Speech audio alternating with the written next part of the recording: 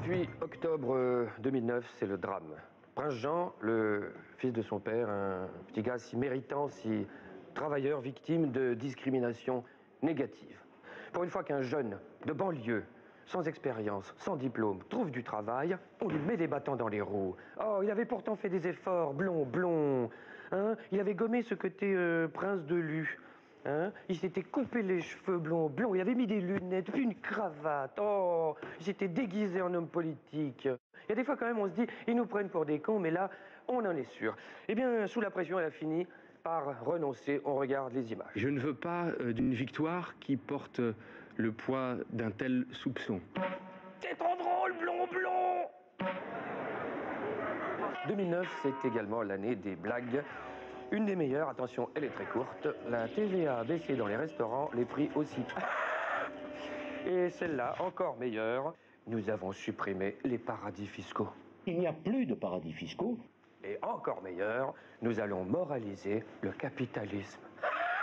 La France s'est battue pour que le secret bancaire, la fraude organisée, ça soit terminé.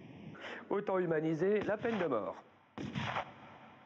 2009 a vu également Papy Pasqua prendre peut-être un an ferme pour l'ensemble de son œuvre.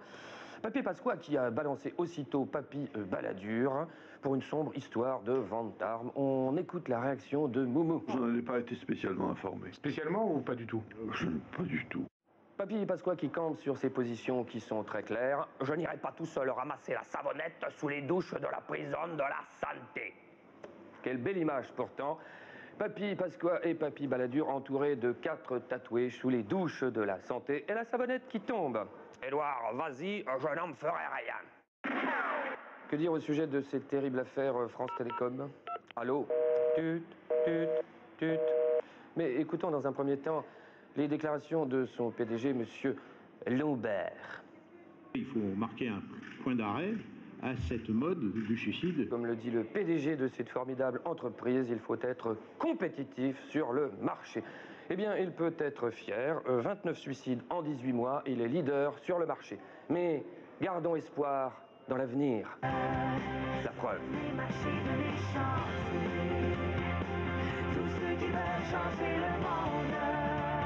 Dans un champ de fraternité. Il y a eu également cette terrible affaire Polanski, une vieille histoire de 32 ans, une erreur de jeunesse entre 2 adolescents de 40 ans et 13 ans. La victime avait pourtant retiré sa plainte, il est vrai, à l'époque, en échange de 650 000 $. Affaire Polanski qui a débouché sur l'affaire Frédéric Mitterrand, qui a pris aussitôt la défense un peu rapide du réalisateur. Affaire qui a débouché sur l'affaire Marine Le Pen, attirée par l'odeur du fumier. Je sens le fumier ici.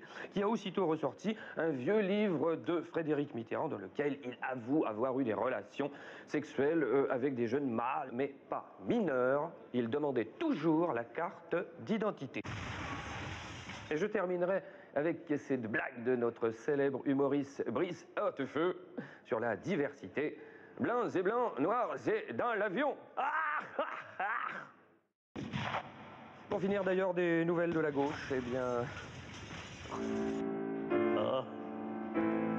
La gauche. Excusez-moi, on arrête là. Coupez. Prenez tout là. Prenez tout.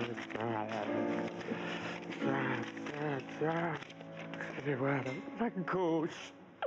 Oh.